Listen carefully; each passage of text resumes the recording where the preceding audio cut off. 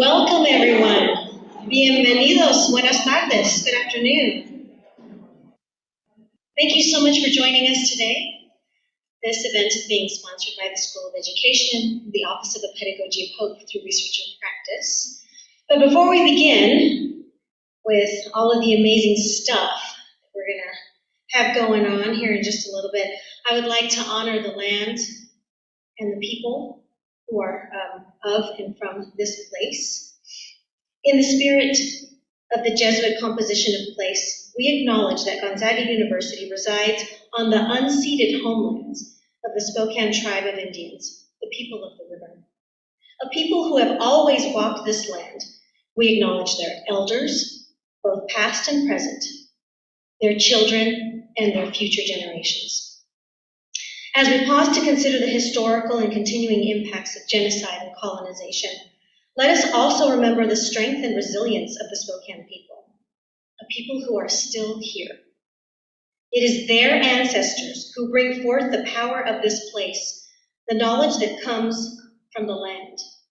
During this gathering of hearts, minds, and spirits, we respectfully ask for its support as we work together to discuss the realities of poverty and where places of hope can be found. A little bit about the Office of the Pedagogy of Hope through Research and Practice, which is new. We opened the doors in the School of Education to that office on February 1st of this year. And we've been able to conduct a lot of really amazing events. This is our kickoff event for this particular year, and we're very excited about it. So that office is focused on the discernment of historical and contemporary issues in education.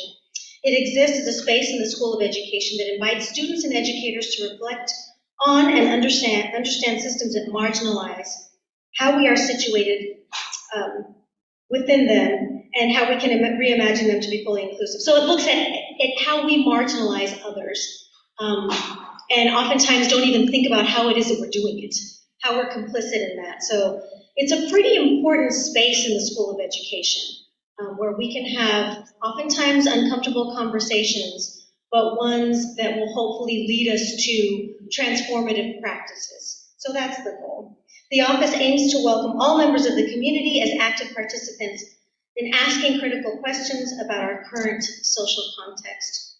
Our discussion today aims to do just that. So with that, I'm going to introduce our amazing speaker, Dr. Rob McCann. Many of you in the room know him. He's done a lot of incredible things in the area. He is one of us. So let me tell you some of the amazing things about this individual. Dr. Robert McCann, President and Chief Executive Officer of Catholic Charities, oversees a $28 million annual budget, 360 employees, and over 6,300 volunteers. Some of Catholic Charities' Eastern Washington's programs include the House of Charity Homeless Shelter, St. Margaret's Shelter, Senior Services, 1,300 units of affordable housing, counseling, immigration services, childbirth and parenting assistance, parasocial ministries, Food for All, and St. Anne's Children and Family Center. Rob has been with Catholic Charities Eastern Washington for the past 20 years. He holds a BA degree in American Studies and Political Science from Fairfield University, a master's degree in Organizational Leadership, and a doctoral degree in Leadership Studies from Gonzaga University. Thank you very much. Rob has spent his entire adult life working in Catholic social services, serving in various countries overseas for several years with Catholic Relief Services, working in the Dolores Mission in East Los Angeles with the Jesuits, and spending 2 years as a Jesuit volunteer right out of college. Rob spent 8 years as an appointee to the United States Catholic Conference of Bishops' National Advisory Committee, being elected as its chair for his final 2 years of tenure there, where he gave regular annual reports twice a year to all the bishops and cardinals of the United States as they gathered in Washington, D.C. Rob currently serves on the boards of Empire Health Foundation FinBoard, the Catholic Charities USA National Board of Trustees, the Nazareth Guild, the Gonzaga University School of Education Advisory Board, Washington State Catholic Conference Board, the Spokane Human Rights Task Force, and the Community Court Advisory Board. Rob was born and raised in the New York City area, is Catholic educated, kindergarten through PhD, and is a lifelong ice hockey player and golfer. Very cool. He lives in Spokane with his wife Rachel, who is a Catholic school teacher, and their two children, Timmy and Tess. Please join me in giving Dr. McCann a grateful and warm welcome.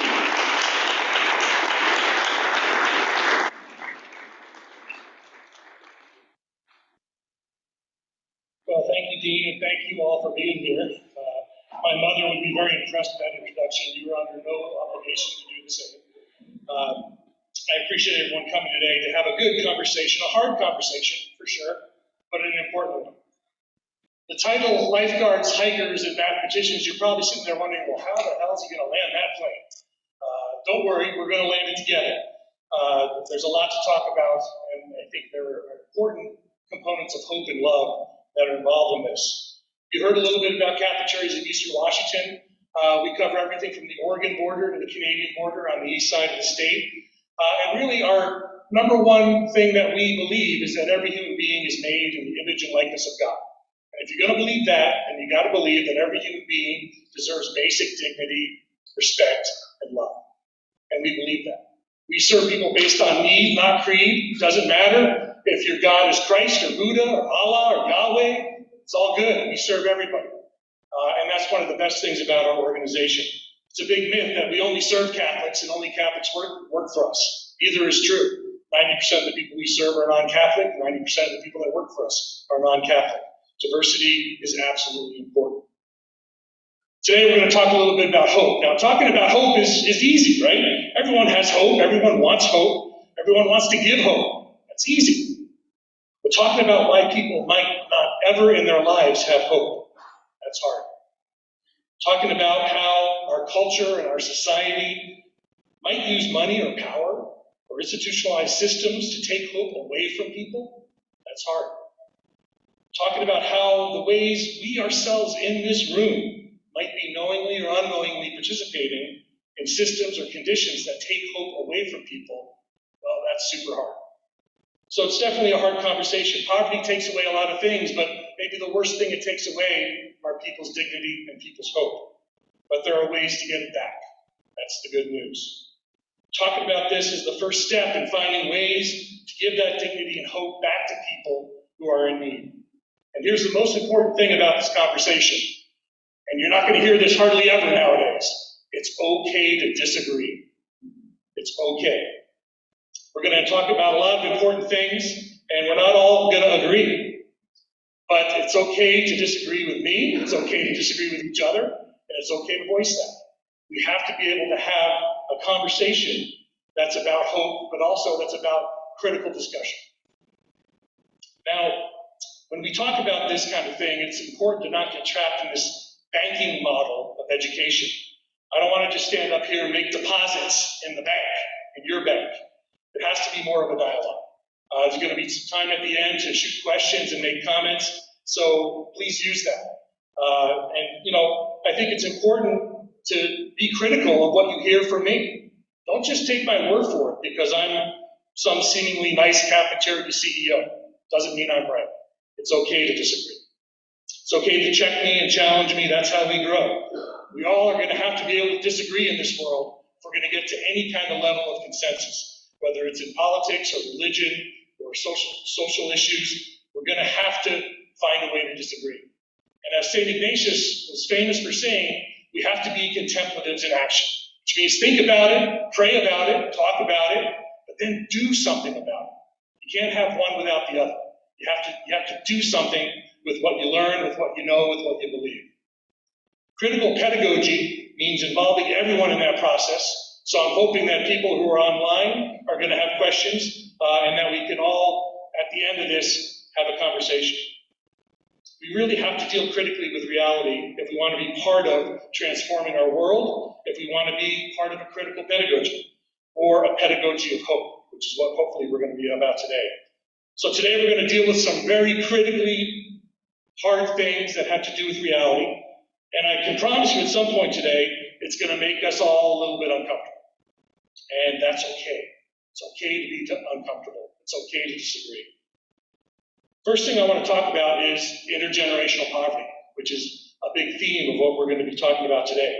The way I like to describe this is pretty simple. Imagine poverty is a river. Now, it's not a babbling brook or a quiet, gentle stream. This is serious Class 5 rapids with jagged rocks, dangerous turns, all kinds of problems. And there are people in the water floating by. They're screaming, they're flailing, they're drowning. Who are they? Those people are the poor and the vulnerable. They're women, they're children, they're seniors, disabled, veterans, families, immigrants, and they're all in the river together. In many cases, it's moms and dads and their grandmoms and their granddads, and they've spent their entire lives in this river. And if we don't do something, their kids are going to spend their entire lives in this river too. So who are these people in the river? Well, we already know. You already know. They're the uns. Who are the uns? The unemployed, the unfed, the unhoused, the unhealthy, the untreated, the uninsured, the uncared for, the undocumented, the unseen, the unheard, the unwed mother and her unborn child, the unassuming, the unwanted. These are the uns. These are the people in the river. And at Catholic Charities, guess what? We are really good at being lifeguards. We're good at that. We've always done that. We're always going to do that. It's the core of what we do. We jump in the water, we pull people out, we bring them to shore, we give them CPR, whatever it takes, we get them warm, we save them. We're good at that. It's a no-brainer. But at some point, the lifeguards have to stop. And they have to have a critical dialogue about hope. They have to ask the question, why are so many people in this water to begin with? So that's when we need hikers. We need hikers to go upstream, willing to walk a mile or two upstream, and figure out, why are people going in the water? Is the bridge out? Is the road washed away? Is there bad signage? Do people not know how to swim? Why are people going into this water to begin with? I always like to tell the story in my lobby where I work. It's very common that I'll walk down the stairs and pass by, and there'll be a 16-year-old pregnant girl at the front desk. And I'll look at her and I'll say, yep, we got this. We're going to take care of her. We're going to get her counseling and housing. We're going to get her legal advice. We're going to get her car seats and baby beds, and we're going to get her everything she needs to have a healthy birth. We're going to get her an appointment to see Dr. Stan Moment up at Sacred Heart. We're going to have a healthy birth. And then when that child is born, we're going to take care of that mom and that child, not just until they're born and then say good luck. We're going to take care of them for the first 5 years of their life. That's great. We got this. We're lifeguards. That's what we do. But what are we doing?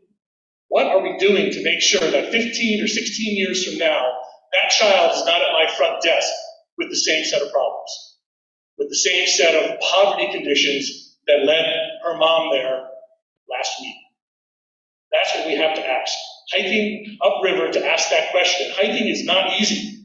It's a heartbreaking choice, first of all. You got to tell a bunch of lifeguards, hey, stop lifeguarding and walk upstream. You know, lifeguards are not going to walk away from someone who's drowning. It's really hard to get them to do that. That's a really hard thing to do, even for a minute. And the hike itself is super hard.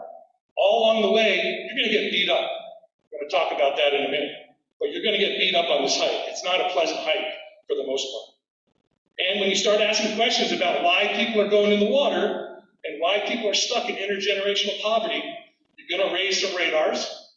You're going to get some people, some powerful people, super mad at you. Almost every time. Some folks are going to get mad even for asking the questions, much less when you start screaming the answers from the rooftops. So once you do the hike, you realize why people are going in the water. And here's what we usually learn when we send hikers to ask this question at Catholic Charities, at least the last 21 years that I've been there. Just about every time in every community in America, some of the things that make people go in the water are the same things. These are the main causes of intergenerational poverty. These are why people end up at Catholic Charities. So imagine a three-legged stool. The first leg, adverse childhood experiences, ACEs. Things that happen to kids from birth to age 5 that should never happen to any kid ever. Those experiences as children are going to map and mold the people they become and the conditions that they grow up under. And those awful conditions, those ACEs, are going to start triggering a cascade of trauma in their lives. And it leads to the next leg of the stool, which is behavioral health issues that are not treated. That's the second big cause of intergenerational poverty.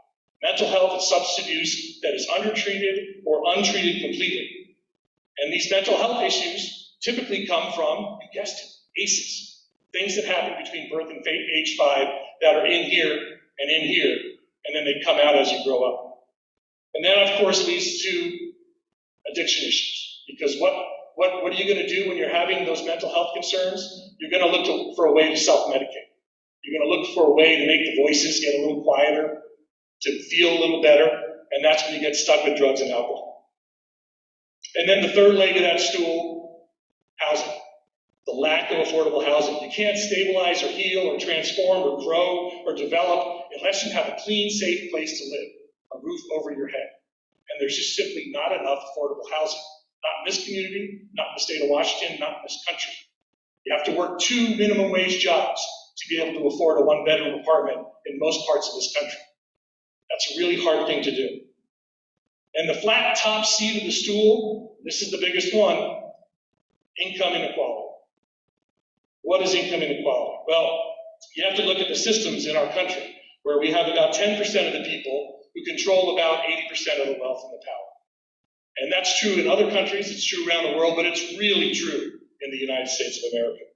And all of our systems then have some level of control by that 10% of people. And that's every system, political systems, economic systems, educational systems, health systems, legal systems, law enforcement systems, city, county, state, federal governments, racial equity systems. They're all controlled in a lot of ways, for better or for worse, by that 10%. Now, we're all part of those systems, whether we want to be or not, whether we know it or not, whether we like it or not. We're part of those systems. We participate in those systems. And at some level, that gives us complicity in this issue of intergenerational poverty. Now, maybe some of us are part of that 10%, even in this room, or maybe some in this room are part of that 1%. And that's okay. That doesn't make you a bad person. It's what you do and how you act with that wealth and power that means the world. There are plenty of people in that 1% and that 10% who are amazing, transformative people. You want to know who they are? Walk around this campus and look at the names of these buildings. That's who those people are. They're also got their names on Catholic Charities buildings. That's how you know who those people are. But maybe some of us in this room are not part of that 1% or part of that 10%. Maybe we're more in the middle somewhere, in the middle of the road. And some of us, maybe even in this room, are in the lower part. 25% of our community here in Eastern Washington lives at or below the federal poverty level. So 1 in 4 people are poor in our community. That's the poor and the vulnerable. They're the working poor. They're the uns. They don't typically participate in all those systems I just rattled off the way that the rest of us do. Why? They're kind of busy trying to survive, trying to feed themselves, find their next safe place to live, find a way to get around when their car breaks down, they can't afford a bus pass. They're trying to find the next job. They're trying to find the next second job. They're trying to find the next third job. All the while, by the way, as cable news is telling us that these people just don't work hard enough. And that's the problem. We're better than that as a country. We have to be better than that. These are folks that are busy dealing with the many adverse childhood experiences in their lives and the undertreated behavioral health issues and the challenges that come with them and that came with that for their parents. And when folks with the political power and the wealth and the influence over all those systems have never walked a day in those shoes, it's a lot easier for them to perpetuate those systems and keep things just the way they are. So the lifeguards have pulled the people out of the water. The hikers have gone upstream and figured out why they're going in the water. And now what do we do about all those legs of the stool? How do we fix them? How do we repair them? How do we stop that system-assisted intergenerational poverty? The next thing we have to do is realize that there are some critical realities of poverty that have to do with money and power and influence for sure, but also some that can be combated with facts and with math. So now, it's that part of the discussion that talks about the mathematicians. What do the mathematicians have to do with any of this? Well, for a long time, we would keep track of data and math and numbers, and people would say, well, gosh, you're Catholic Charities. We believe you. Those days are over. People think that we are cooking the numbers. And so we have to track everything, we have to measure everything. We have to analyze data, sort data, look at 12-month rolling averages and ROIs and outcome measures and contract-based metrics for success. We have independent auditors that verify everything. Because, of course, us bleeding heart social workers, we must be cooking those numbers. And we need an army of mathematicians for that. Luckily, we do have a great army. And it's a really compelling way, actually, to tell the story of poverty, is to use math. Math is a really neat thing. It doesn't matter if you're a Republican or a Democrat, a progressive or a liberal. It doesn't matter if you're a Husky or a Coug or a Zag. 2 + 2 is still 4. Hard stop. Math is great that way. So let's look at some math and some numbers around some of these issues. And let's use homelessness as an example. The average chronic street homeless individual in Spokane, Washington spends anywhere from $50,000 to $250,000 per person per year on police, fire, ambulance, ER, hospital, jail, court, and social services. Or for $7,164 per person per year, they can live in a Catholic Charities homeless housing, permanent supportive housing apartment. Which one of these do we want to spend our money on? That's bad. We had a homeless client who went to the ER 61 times in 1 year. That's 61 911 calls. In this town, when you call 911, a police car, a fire truck, and an ambulance all roll. So 61 times, those all rolled. He went to the hospital 61 times. He moved into one of our apartment complexes. The next year, he went to the ER twice. You know who loves that? Providence. They love that. But you know who else loves that? You should love that. Your taxpayers. And that's police and fire and ambulance and all those costs. And you should love that because, God forbid, if you have a heart attack in your bed tonight, you want the ambulance there in 3 minutes, not 15 minutes because they're on their 10th call of the day at House of Charity. That's math. And that's actually super important math. It's about $3,200 a night to be in the hospital. That's the state of Washington annualized cost per night. It's about $147 a night to be in jail. It's about $1,200 a night to be in Eastern State Hospital. It's $11.20 a night per person to be in the House of Charity, in a safe, clean, dry shelter bed. Where do we want to spend the money? We have to be mathematicians here in order to make the case for doing the right thing. It's a shame that's true, but it is true. But it's also the smart thing. But you also need math for something else. You need math to protect the lifeguards and the hikers. Now remember I mentioned earlier that once those hikers start asking questions, people get a little bit mad at them. Folks sort of get angry. And unfortunately now, we've moved as a culture from the war on poverty under Lyndon Johnson to the war against the poor, which is what we're seeing now. This is new, this is recent, it's just the last couple of years. And it's a little bit sad. But what does that look like? Well, first thing you're going to see, and you're going to see this if you live in Spokane, or if you're a brand new freshman and you start reading the paper, you're going to notice this. People are going to vilify and criminalize the poor. They're going to blame the poor. And they're going to blame anyone who tries to help them. The lifeguards and the hikers are going to get blamed. How is that happening? Well, first, you make everyone really angry at the poor. It must be their fault that they're poor. Make them believe it's really up to them. They just need to pull themselves up by their bootstraps. Then you make everyone afraid of the poor. They're going to hurt you. They're going to assault you. They're going to rob you. They're going to take your jobs. Make everyone believe that these people are people that actually choose homelessness and choose the misery of mental health and addiction.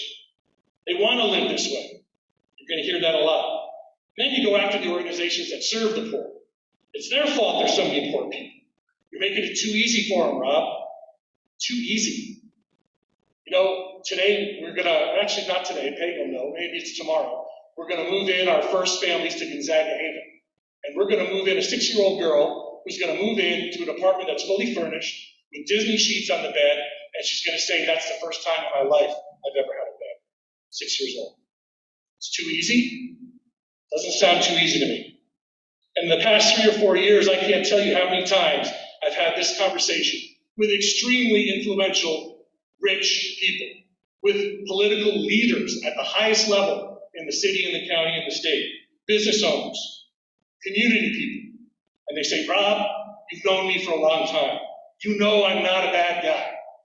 But, now first of all, when you say I'm not a bad guy, but usually means you might be a bad guy. If Catholic Charities would just stop feeding all those homeless people, they would go away. They would leave, they'd move on, they'd magically disappear, they'd stop coming here. But Rob, I'm not a bad person, promise. You know me. Something's wrong there. And I remember I said it's okay to disagree, and it is okay to disagree. And certainly I disagree with those people who say that to me. We believe in the dignity of every human person. And that's an important part of this. But the anger is real, and we have to recognize that. I tell this story about 3 years ago at the height of 24/7 sheltering, where the good news was we solved homelessness in Spokane for a little bit of time here.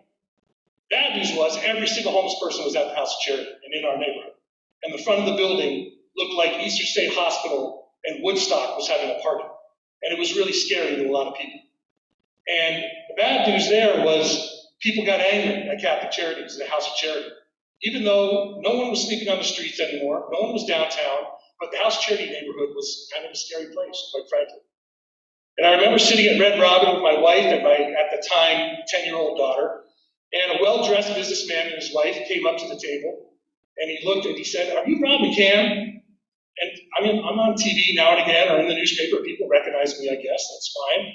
And I went to shake his hand and slapped my hand out of the way. And he said, "You're effing ruining Spokane." And he walked out of the restaurant. That's anger. Now, I was born and raised in the New York City area, and I'm a hockey player. You know what I did? I got up and walked out after that guy. And thank God, by the third stride, I could hear my daughter, Tess, saying, "Daddy, come back to the table. You can have the last onion." Thank God she did that. Because as my PR director reminded me later, "You know, Rob, that's a bad story. Catholic Charity CEO beats up a dude in front of Red Robin. That's not good stuff." But that's the level of anger that we're dealing with on this topic. And that anger keeps growing, and that war against the poor is a slow boil, trust me. What does the war look like? Well, let me give you some of the greatest hits of the war against the poor in Spokane. People will say, "Rob, your shelters, they're attracting homelessness from all over. The food is so good at the House of Charity that they're coming from Alabama and Texas and Georgia and Florida. They've heard about all these apartments you're building, and they're coming from every state of the union." Well, the reality is that's not true. We use math to prove that. About 85% of the homeless people in downtown Spokane were born and raised within 70 miles of downtown Spokane. Hard stop. But here's the spoiler alert. You know what? It doesn't matter. Because I don't care if you're from Spokane or Syracuse or Syria. If you're hungry, you're going to get a meal. If you're homeless, you're going to get a bed. That's what Catholic Charities does, and we will not apologize for that. Not ever. Because that's human dignity. That's hope. That's love. Other things we hear a lot about in downtown Spokane is they'll say, "Rob, you're building too many of those apartments for those people in downtown Spokane." Now, we've built a lot of apartment complexes. I think we're averaging 2 or 3 a year for the last 7 or 8 years. It's a lot of apartments. But here's the math. Here come the mathematicians. There are 9,100 units of residential apartments and condos in downtown Spokane. We've built 250 units. That's a whopping 2.7%. That's not density of those people. And it's certainly not too many because there's clearly a need for more. But yet, people get mad about that. And they'll say, "Rob, your shelters take anyone in any condition, even people who are actively using and drinking, suffering from mental health. You're just enabling these people. You're giving them free hots and a cot. And they head back out to the street, and they keep drinking, they keep using, and they come back, and they get another meal and a bed. You're enabling them." I get that all the time. And the answer is, yeah, we are enabling them. We're enabling their human dignity. And we won't apologize for that either.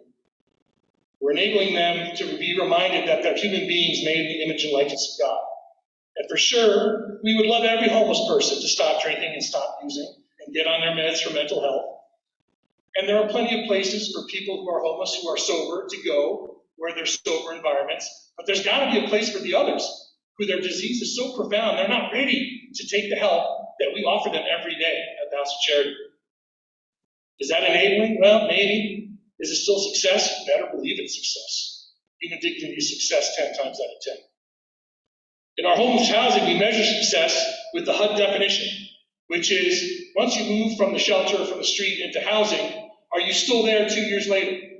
And we have a 93% success rate in our housing. So you move in, you're pushing a shopping cart in downtown Spokane, mental illness, addiction, whatever it might be. You move into one of our units where we have mental health, substance abuse counselors on site, case managers. We have all kinds of people on site. We have all kinds of volunteers, people whose job it is to check on people every day in those buildings. And lately, what we've done, we brought in the big guns now. We brought in the retired nuns. Yep, they're the best. Sister Mirta comes in and she bakes cookies and she goes door to door and she knocks. She says, "How you doing? Want a cookie?" Who's going to say no to a nun with a cookie? Nobody. But what Sister Mirta's really doing is checking on him. How's he doing? Has he been bathing? Has he been changing his clothes? Is he hoarding? Is his apartment a mess? Does he need help? That's why we have a 93% success rate. Taking homeless people from the street and putting them into housing, which, by the way, is about double the national average for success like this. But guess what? Do we talk about the 93%? You better believe we don't. What do we talk about? The 7% who fail. Why? Because when our people fail, they fail spectacularly. And it involves the police and the fire department and the front page of the paper most of the time. And so that's all we talk about. That's how we vilify and criminalize the poor and the homeless and the people that are in need. And it gets frustrating to only talk about the 7%. But at the end of the day, these programs are successful, and we use math to measure that. It's really hard to believe that we even have to argue some of these things. You know, these are things we learned in the first grade. If someone's hungry, you feed them. You clothe the naked.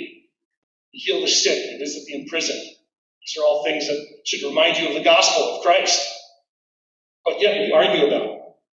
And in this war against the poor, we're going to need lifeguards and hikers and mathematicians to change hearts and minds. We also need to create a space to change those systems: political, educational, health, legal, law enforcement, city council, county, state, government. We got to change those systems. And we have to be able to learn about how to do that. And that's why it's great to talk at Gonzaga, because the only way to change those systems is to learn about them and teach about them.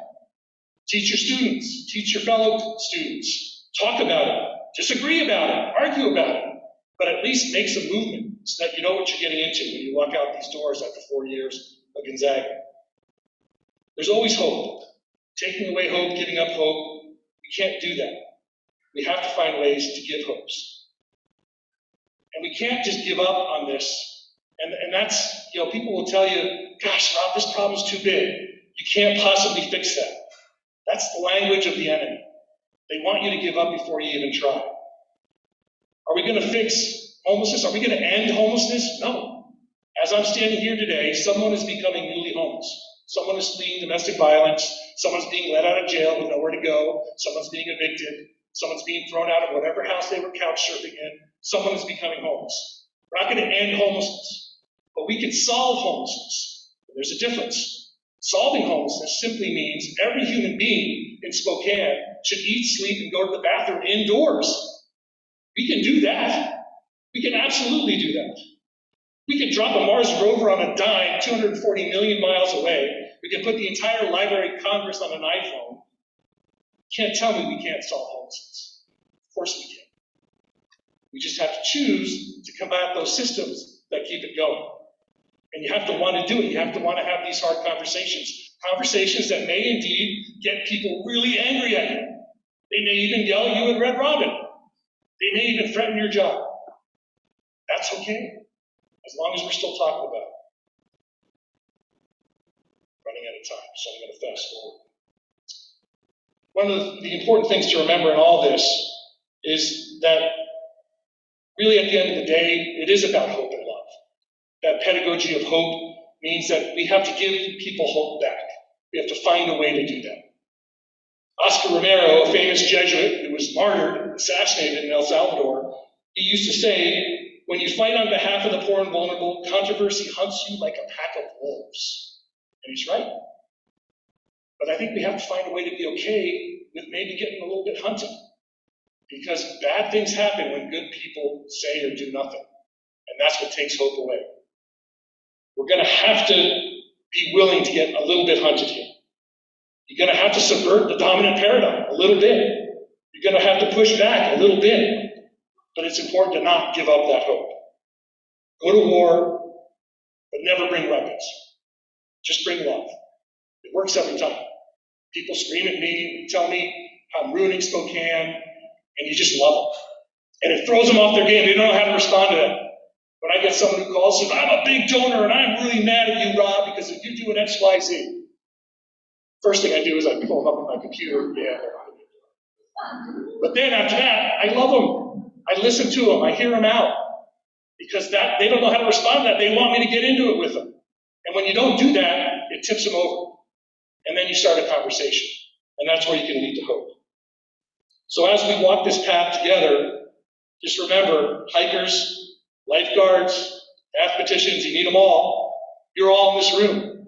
The students at Gonzaga, your teachers, your fellow students back in the dorms, you're all hikers and lifeguards and mathematicians. Don't give up that hope. Thanks, everybody.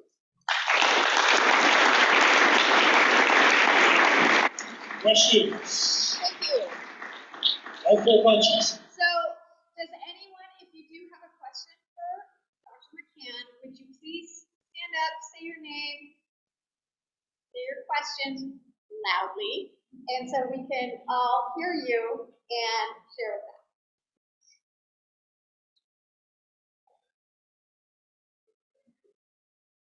I'm that good. You have no questions.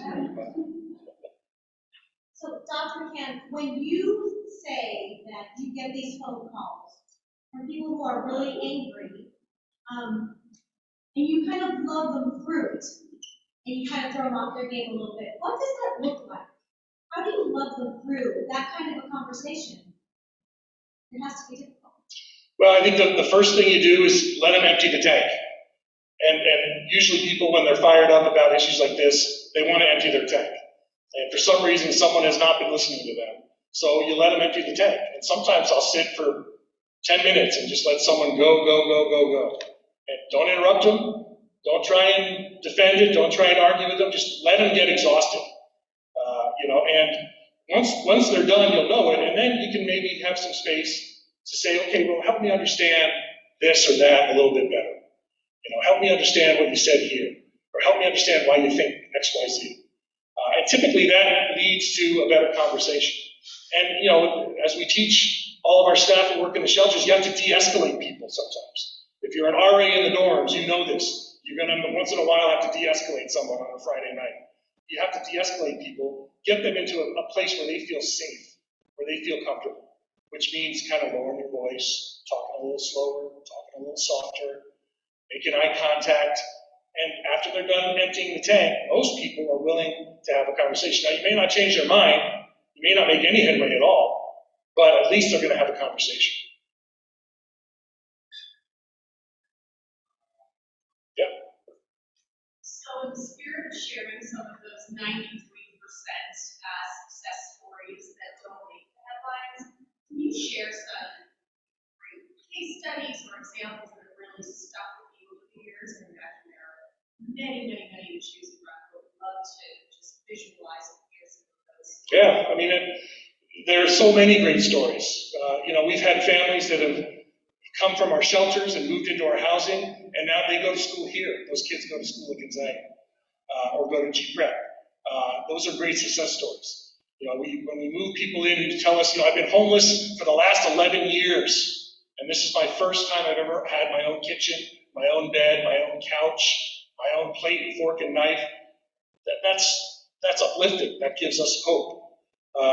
And for the crowd that we're dealing with, sometimes their life is full of those ACEs, those traumas, those hard moments, those profound diseases, medical diseases. Mental health and addiction are medical diseases. We don't judge anyone for having cancer or having a cavity, but we judge people for having mental health and addiction issues. But those people tend to have more complex backgrounds. Many years ago, we had a gentleman who lived in one of our housing complexes, and he had been homeless for a long time. And, he could be sitting in this room and you would never know he's been homeless his whole life. He could carry a conversation, very articulate, well-dressed, no problems. He had a mental illness where he believed the government was listening to his thoughts. And so his apartment was covered floor to ceiling, wall to wall with tinfoil. And he believed as long as the tinfoil was up, he was okay. But if that tinfoil came down, you probably had an hour at best before someone was going to be calling 911 in that building. So what do? It's going to sound crazy. We gave him tinfoil. We gave him lots of tinfoil. We hid tinfoil under the couch in the lobby where only he knew it was. So if it's 2 a.m. and he needs more tinfoil, it's right there. And that's the level of profound illness that sometimes we're dealing with. But that's also a success story. He lived his whole life in that stable apartment. And he was a happy, healthy guy. And there's so many people like that in our world. We serve 75,000 different people every year at Catholic Charities in Eastern Washington. Only about 1,500 of them are homeless, have anything to do with being homeless. The other 73,500 are seniors and kids and families and moms and dads and veterans and the disabled. But we don't ever hardly talk about them much because the media really only wants to talk about homelessness. And really, they don't even want to talk about family homelessness. They just want to talk about street homelessness because that's where it hits people's radar. When you want to go downtown and watch a movie and you have to actually see a homeless person as you're going to the Apple store, that's not possible. We don't want to have to do that. That might make me feel uncomfortable. Well, maybe it's about time we got a little bit uncomfortable. And so people really focus on that issue, but the success stories far outweigh the tragedies. I mean, people ask, well, how do people do this work? How do people come to work every day and deal with this trauma and this pain and this suffering? And the answer is, for a lot of people, it's faith. It's the power of prayer. It's a firm belief in their heart. Doesn't matter what religion, it's their faith. But for a lot of people, they're able to realize that the success stories far outweigh the tragic stories. Tragic stories are there, for sure, but the success stories are 20x. And that, I think, keeps people going. We have a question from online. David would like to know, is the tax system slanted toward the wealthy, leading to the inequality, the wealth inequality? At least certainly math would indicate that that's true. We have a regressive tax system. You've all read stories about how some of the richest people don't pay any taxes. And yet if you're working 3 minimum wage jobs to be able to afford an apartment, your paycheck is getting eaten up by taxes. Certainly there needs to be tax reform. I think that most of us in the social services world would agree with that. But again, that's a very politicized issue, and it's okay to disagree on that. However, at some point, we're going to have to make some hard decisions as a country. The reality is you can end homelessness in the United States. Even the most conservative think tanks in the U.S. that are all way right of center people have said, if you want to end homelessness, like just end homelessness in the U.S., no more homeless people anywhere, not families, not singles, not nowhere. Build enough shelters, enough housing, enough mental health facilities, enough substance abuse facilities to end homelessness. $250 billion. It's a huge amount of money. But look what we've done the last 2 years. We've given out trillions. I think we gave $250 billion just to the airlines during COVID. And where were people saying, hey, time out, as we're printing money here, can we carve out $250 billion and get rid of homeless while we're at it here? But you never heard that conversation. And the tax system, it's a very hard thing to bring up. The reality is we can end homelessness with math. The U.S. budget, the Defense Department gets $740 billion a year. HUD for homelessness gets $5 billion. So every time I bring this up, I'm going to get 10 letters now that say, you don't love our troops, you're not an American. I love our troops, I love our country. Trust me, I do. But maybe we build 1 or 2 less aircraft carriers a year for a couple years and solve homelessness. That sounds okay to me. Why do we not talk about that? Why do we not talk about fixing the tax system? And now what you're seeing is the seeds of change. Some of the wealthy people are saying, yeah, you should tax me more. That's new. You probably wouldn't have seen that 10 years ago, but now you're starting to see some of that. So I like to think that there's hope, but until our legislators, who again are put in office by some of those folks in that 10% group, until they really have the courage to tackle these issues about taxes, about where we put our resources in the federal government, or the state government, or the city government, or the county government, those are conversations that usually lead to people not getting reelected, which is why people don't have those conversations about taxes and about income inequality if you're an elected official. And at some point, that's going to flip, and someone's going to have the courage to do it. And that's where you all come in. That's where you can be contemplatives in action. That's where you can change how you participate in these systems by how you vote, by how you live, by how you spend money, by what issues you care about, by how you have conversations with your friends and your family and your coworkers, that's what's going to create change that leads us all to hope.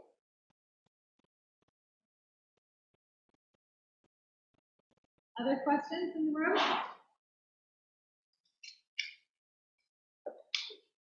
Father Cat. Rob, what was the big thing that happened to allow you to build the first residence hall apartments?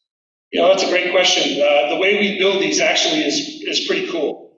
You know, each one of these apartment complexes we built range from 50 to 75 units, and they cost anywhere from $18 to $25 million a pop. And like I said, we've been kind of building 2 or 3 of these a year for a while. And here's the best part of those. I don't have to raise a single dollar from a single donor. I don't have to ask anyone for money.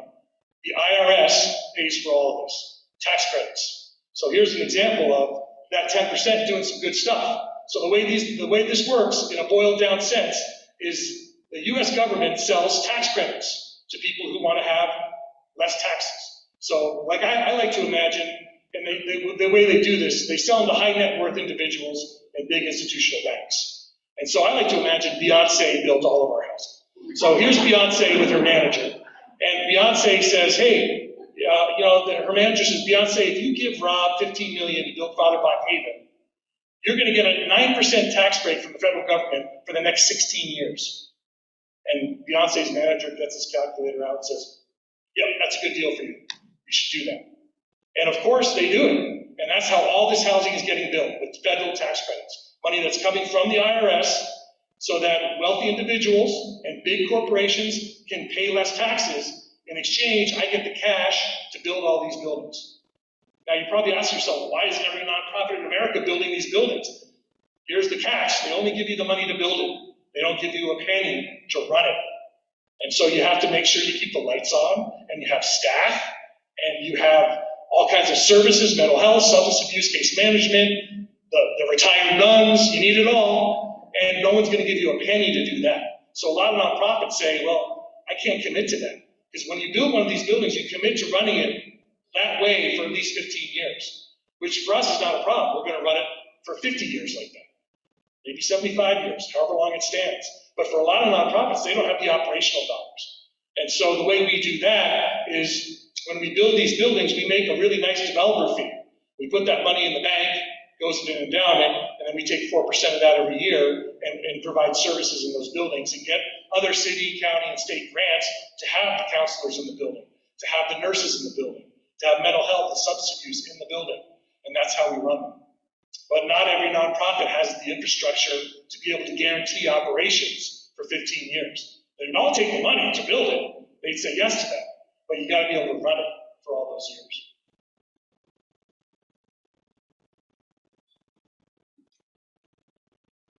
Right there. Dr. Derby. He says the biggest area of mental health need. The biggest area of mental health what? Need. Well, I think for us, again, it goes back to what happens to kids. Kids unfortunately get abused or neglected. They get in situations where they're witnessing domestic violence or other inappropriate things in the home. And then as they grow up, those memories are in there, and they start to get depression, anxiety, they start to get schizophrenia, they start to get all these things, and it's not getting treated because the healthcare system is broken. And then they become teenagers, and they discover the art of self-medication. And then they become adults, and they get further into that art of self-medication. But the mental health issues are profound. People say all the time, well, Rob, if someone gave you a blank check, what would you build? It's actually not what you think. I wouldn't build more shelters and housing. I would build Costco-sized childcare centers for birth to age 5. I would build Costco-sized mental health facilities, Costco-sized substance abuse facilities. If you want to end intergenerational poverty, build those first. Yeah, we need the shelters, we need the housing, there's no doubt about that. But you got to go up, you got to figure out why people are in the river, and that's why. Mental health, substance abuse, those are the main reasons. I can't tell you, probably 95% of the people in the House of Charity right now are dual diagnosed, which means they have a co-occurring disorder, they have both mental health and substance abuse issues. 95%.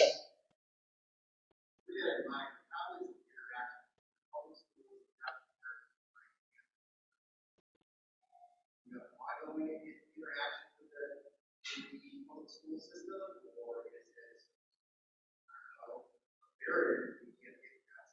We have huge collaborations with the public schools and the Catholic schools. We embed our staff in public schools to identify families that are at risk, that are struggling with mental health or addiction or homelessness. And that's kind of the upstream thinking that we have to do. And so we're doing that K through 12 for the most part. But we probably could do it times 10 what we're currently doing and still not get to everybody.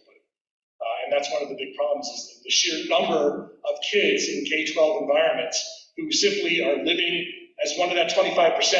They're living under the poverty line. They're doubled or tripled up. They're couch surfing. Dad's in jail. Mom's got addiction issues. They fall behind in school, and then they just give up. And then they become the next person in my lobby at age 16 or in the House of Charity at age 18.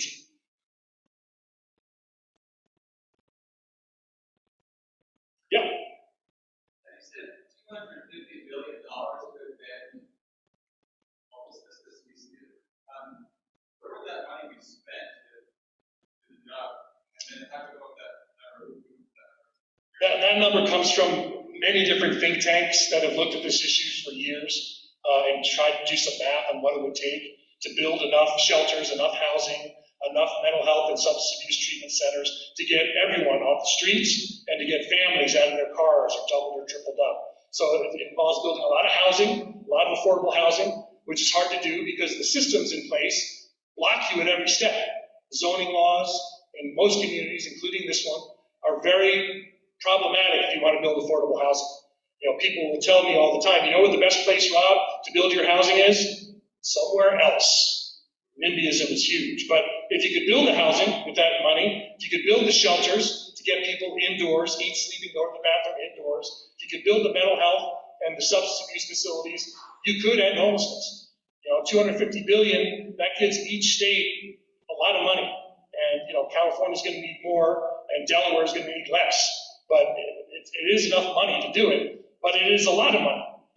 And for a lot of people, they'll say, well, gosh, we're not going to spend that kind of money. But yet, homelessness is the #1 issue in the Spokane community in the last mayoral election. In most cities, Spokane size, homelessness is the #1 issue. So why not solve it? And you know, the 250 billion number, I think that's a conservative number. Those are very conservative think tanks. But you know, I think that if we're spending trillions in CARES Act and COVID money, which we should spend, by the way, I don't want to get letters and emails about that. It's good that we're doing that. But we could also be spending it on the poor and getting upstream and stopping people from going in that river. An online question. I know that my student and I sometimes struggle with the enormity of the problem. Can you share a real tangible place for us to start? Yeah, I mean, it's a huge problem and it is overwhelming. You know, I think you have to start at your own kitchen table, in your own home, with your own family, talking about what people think of all we've been talking about for the last 45 minutes, having those conversations and deciding as a family, what do we want to do about this? How do we want to be involved? Do we want to volunteer? Do we want to change the way we vote or involve ourselves in these systems? Do we want to do something else? And then take it in concentric circles out. Then maybe talk with your work colleagues or talk with your fellow students or fellow professors. And what are some bigger projects you could do as groups? And really, it's going to have to be that way. I mean, there's no magic way to end this. And even my case managers will tell you, they do this one at a time, one person at a time. You know, let's say there's 1,200 homeless people in Spokane. We're going after them one at a time. There's nothing we can do as a group that's going to solve it for them. You have to have a relationship with them one at a time. Sometimes it takes months or years to even build the trust to get them to tell you their name. And so it's a long road, it's a one-on-one road, but it's a one-on-one solution. If every person in America decided they were going to do one good thing or volunteer 1 hour a month or one good deed, we chip into this as a community and as a country.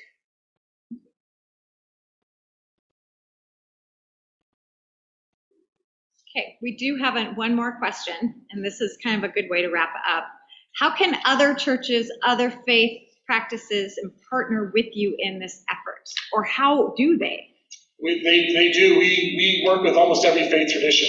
I think the beds that are being delivered to Gonzaga Haven are being delivered by the Mormons. They've done the last 4 or 5 apartment complexes. We're very active with local Baptist churches, the Lutheran Church, really any faith tradition that wants to get involved, we're all in. That's the best part of Catholic Charities. It's very ecumenical. It's very accepting. And a lot of other faith traditions, you'd be amazed how much we have in common. You could look at all the world faith traditions, and those of you who are in school here, you're probably going to take some kind of world religion class. You're going to notice that whether it's Islam or Hinduism or Christianity or Judaism, they all have some basic things in common about human dignity and respect and love and compassion. Those are found in almost every major world religion. So this is not a Catholic thing. Catholic social teaching is wonderful, and it has all those things, but so does the Quran, and so does so many other source documents for so many other world religions. Thanks, everybody.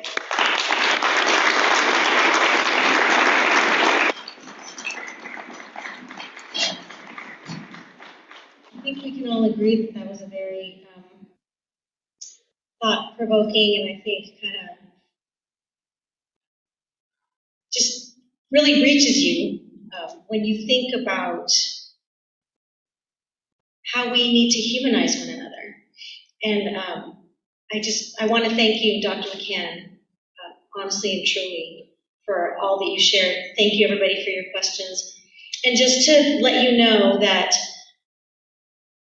the Office of the Pedagogy of Hope through Research and Practice exists in the School of Education. It exists to serve everyone, and it's a place where we gather to ask really tough questions. And I think today alone, as I was sitting there listening to Dr. McCann, I think I came up with maybe another 20 questions in my own head and heart. And I hope that you walk away with some questions too, because I think if we walk away with more questions than the ones we came into the room with, then we've done something good, right? If we can ask a lot about why, how does this come about? Why does it exist? What are the historical and sociological underpinnings of poverty, racism, right? All of the isms that are out there. Let's continue to talk. Let's continue to ask some hard questions. Let's be in dialogue with one another. So I invite you to watch Morning Mail or press releases that go out to the community. We will try to make sure that those are available to all of you, whether you are a student here, graduate students, thank you for being here, undergraduate students, thank you, faculty, staff, administration, thank you so much for being here. So we will make sure to keep you apprised of all of the events that are coming up in the future. Some of them will be housed in the School of Education. Some of them might be back here again. But we're very proud and thankful to have Dr. McCann as our kind of keynote, kind of kick off the year. So thank you so much, Dr. McCann. And thank you to all of you. I look forward to seeing you again, hopefully soon. God bless.